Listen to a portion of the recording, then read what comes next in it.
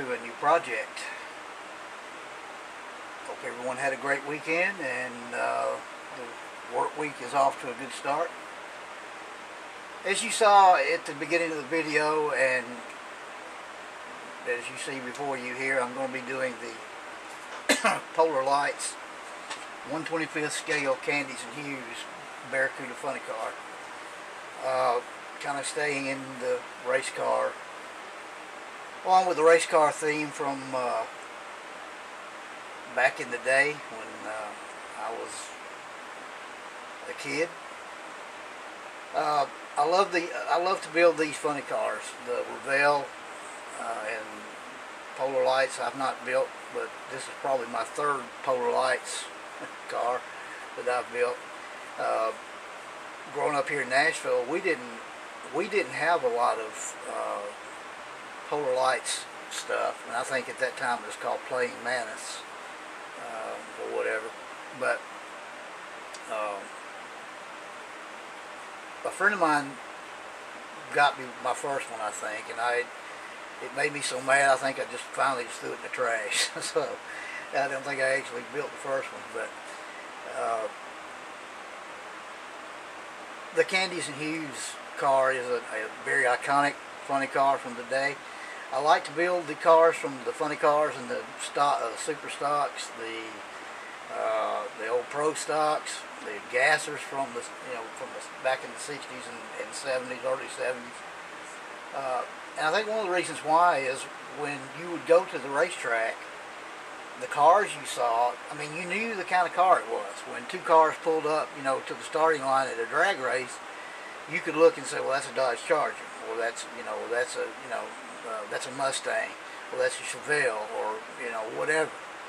I mean, nowadays I was watching the drag race back a couple of weeks ago, and the funny car class was on, and I mean, it was almost like watching Top Fuel. They all look alike, and you couldn't tell a Camaro from, I don't even know what Dodge puts out now. I think I'm not sure. I think the Dart, the new Dodge Dart, is the funny car. But I mean, it certainly does not look, or did not look, anything. One was not. You couldn't separate any one from the other. I guess what I'm trying to say. They all just look like shaved bullets, unless you look at the the lower valance panel on the front, where it says Camaro or whatever. I mean, you can't tell what it is. So all in the name of aerodynamics and speed. So, but back in those days, you could look like this car. You'd look at it, and you knew that was a Barracuda because nothing else looked like it. And I think that's one of the reasons why a lot of the race fans have kind of went by the wayside, because it's just all about the buck now, and all that. So anyway, this particular car was owned by Paul Candies. Leonard Hughes was the driver at this time. It's had several drivers. Richard Tharp drove it. A guy named Leroy Goldstein drove it, and I think most recently, probably in the 80s, Mark Oswald drove it. This team actually of Candies and Hughes was the first team to win an IHRA and an NHRA title in the same year, and they were also the first team to win a NHRA Top Fuel and Funny Car title. So pretty good stuff coming out of that team. This particular car, I think the best speed is 205. It's on the box. 205.46 at 7.25 seconds, and this is a 1969 Barracuda, and those were the stats from that year. So I think it was a Hemi, a 484 Hemi. Good numbers coming from that car from that time, and you have to remember that was also before they cut the track down to 1,000 feet for the nitro cars, when after Scott Kalita got killed in funny car a few years back, they shortened the track by, I think, 300 feet, or 320 feet. to kind of extend the safety, the safety pit where the gravels and all are, to give them more time to, to get the car stopped. So that was hauling the mail for back then. 205 in 7 seconds for 1969. Now what I have already done is I have put together the frame. So this is kind of an intro slash first update. I've put the frame together. It's like 7 pieces, and I'll show it to you what I've got. As the reference pics that I have showed that, or some of them show, I've seen it a couple of ways, showed the frame painted as body color. So a couple of notes on the paint. The instructions call for, the paint call-outs are all for Testors paints. They are in the 1100 number series, which is, I believe they're enamel paints. So all the paint numbers are for Testors paints, but they call for the body color to be Arctic Blue Metallic. So I got the Arctic Blue Metallic. Testors makes it in their acrylic, the acryl paints, and painted it 2 coats of light Arctic Blue Metallic, light coats rather. And I put a 3rd coat on it just because it wasn't getting as dark as I wanted it to, and it certainly wasn't getting as dark as the box art was and the reference pics I had of the car, or I have of the car. So I looked around and I thought, well, let me try, maybe I'll look at some of the Tamiya paints, or maybe it's, one of the other Testors blue. The Arctic Blue Metallic is about the darkest blue paint that Testors has in the blues. The next step down would probably be the color that the True Blue Pearl, maybe the dark blue. The dark blue is maybe just a tad lighter than this Arctic Blue, but it just wasn't dark enough to satisfy me, since I'm doing this as a replica, and I want to do it as close to how the car was and how the car looked for this particular year that I could. So rather than go all over the world trying to find the right color and mixing, shooting 3 or 4 different colors over the top of one another, which I actually wound up shooting a different color over the top. What I did was I left the Arctic Blue Metallic on it, and I got another jar ready and mixed about 1/3 of a jar of Arctic Blue Metallic with about 3 eyedropper drops of Testors Gloss Black acrylic, and mixed that up and sprayed that, and that's what you see before you. I think, and that's what I will do also with the body. Now I shot that directly over. I did not strip the light color off and spray the other on plastic. I shot the Arctic Blue Black mix right over the top of the Arctic Blue that was already down. So I had an Arctic Blue, straight Arctic Blue base coat, and then sprayed the Arctic Blue Black mix over the top. And it worked out. I don't know if you can tell, the light sucks in here. Maybe you can see there, kind of. I think it's pretty well on it. Anyway, that's what I'm going to do. And what I'm going to do, I'm going to do exactly as I did on the frame. I'm going to go over the body probably with 2 coats, maybe 3 of just straight Arctic Blue metallic in light mist coats, and use that as a base coat, just kind of like you would putting silver down before you put a candy red or orange or whatever. Use that as a base coat, and then lay the Arctic Blue Black over the top of it.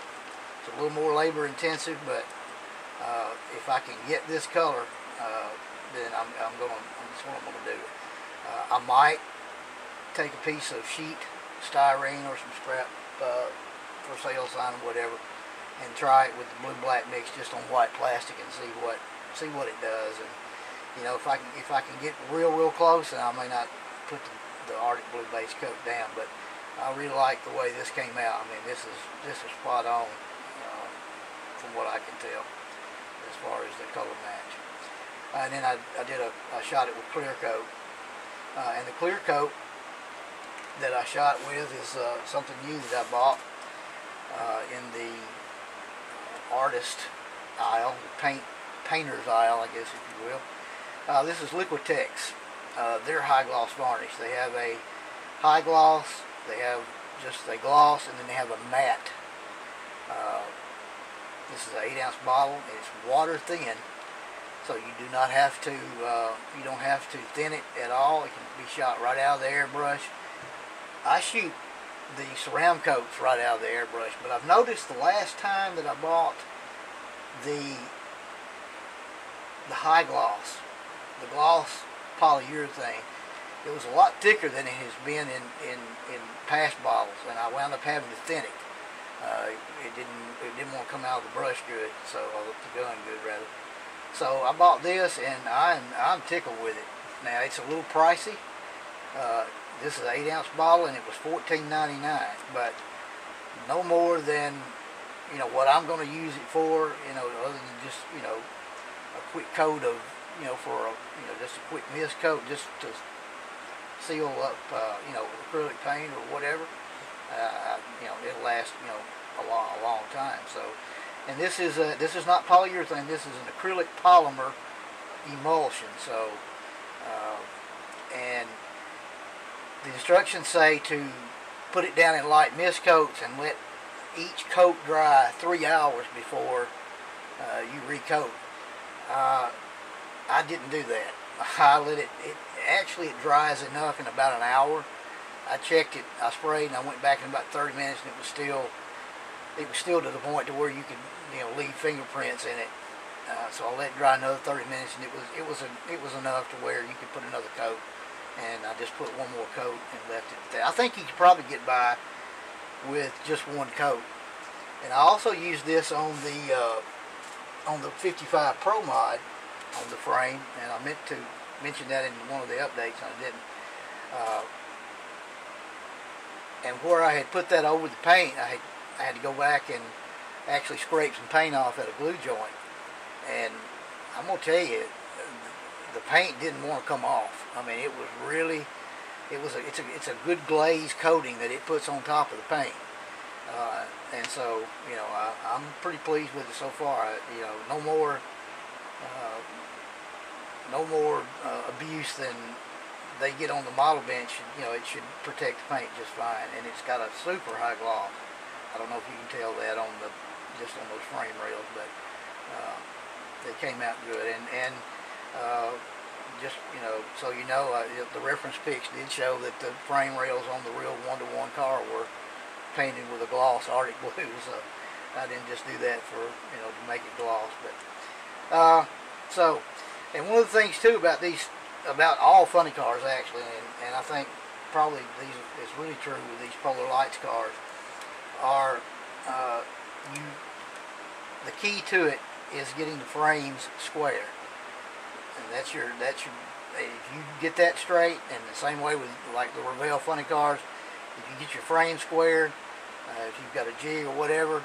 I actually used my miter box, and then took my pegs on my miter box and just put pegs on either side of each frame rail, and I worked from back to front. This is 7 pieces: the two side rails, the rear cross member, the rear axle cross member, the cross member where the drive shaft goes through, the fuel tank support cross member, and then the front cross member. And I just worked back to front. I would get 2 pieces together, start at the back, and just work forward. Each time making sure that I had it in between the pegs were up against the pegs, and actually, you know, from front to back was more of an issue for me because I had the pegs to actually lock these down in the frame rails into position right to left. But from front to back, make sure those are all, you know, were square, because if you don't, what the car is going to do when you get the wheels on it is it's going to do, you know, it's going to do this. It's going to rock, you know, from corner to corner, and I can't have that. So, but anyway, that's it pretty much. If you build this car, if you've not built Polar Lights cars, I'm sure you know that the instructions are not the best in the world. They're not like Revell instructions. They are, they kind of give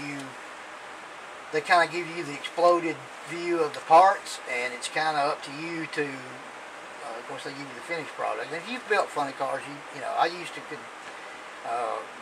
at one time I could put a Revell funny car together without the instructions. I mean, you know where everything goes. There's only one way to go. But you're kind of on your own, and you know you kind of have some, you know, finished up picks after it does a step.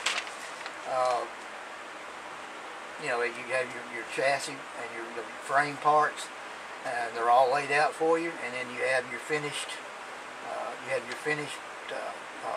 frame, and you can see where the parts go. So you just work slow and take your time, and you shouldn't have any problems. The frame went together like a champ, and you know, these are the I believe you put out Logie frames from 1969 and early 70s. So I think one thing that I've read some comments from some other guys online that have built this particular car, and I don't know about their other cars, but the one complaint that they had more than anything were the interior body panels that wrap around the driver cage and along the side of the frame rails. You really don't have any clue as to how they go. I mean, you have your left and right side interior panel, and you have your the top of the interior panel, and then you have your back bulk, your rear bulkhead, where your car will attach to the frame rails. You're kind of on your own. I mean, there's no pics of it after the interior panels are attached or assembled, installed to the inside of the body. So, you know, that's your next picture you get. You're kind of, you know, but we're going to get it together. Shouldn't be too much trouble, I hope. We'll put it together and see what we got. Alright guys, that's all I got for this time. Probably do an update when we get the engine together, and I thought about maybe painting the body on camera, but I've done that, you know, quite a few times, and you guys are probably getting tired of seeing me paint on camera anyway. So that's it for now. So hope you tag along for the rest of the build. I hope to have a decent representation of the car, and going to put some fuel line plumbing and wiring, and then some, you know, some detail to kind of make it pop a little bit like we always do. So, all right, until I talk to you again, take care of one another, keep building. May God bless you and your family.